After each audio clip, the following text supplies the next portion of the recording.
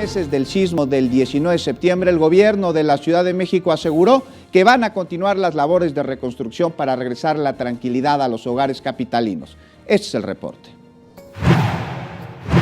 La Ciudad de México cuenta con la suficiencia presupuestal y los componentes técnicos para mantener los avances en la reconstrucción de la capital tras el sismo del 19 de septiembre, por lo que no se debe usar este tema para fines políticos, señaló el jefe de gobierno Miguel Ángel Mancera tras dar el balance de acciones realizadas a 3 meses de suscitada la emergencia. Evitaremos politizarlo al máximo, evitaremos a toda costa que esto se siga manejando o se pretenda manejar como un botín político. Lo importante es regresar la tranquilidad a las familias.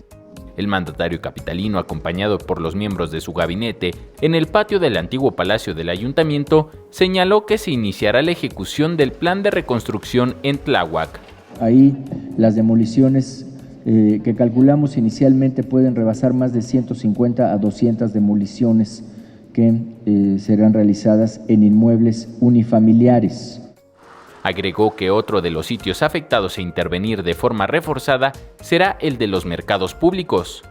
Y tenemos el compromiso de reconstrucción de 4 mercados que fueron afectados por el sismo: el de San Gregorio, el de Santa Cecilia en Tláhuac, el de San Juan Ixtayopan en Tláhuac y el de San Juan Curiosidades en Cuauhtémoc.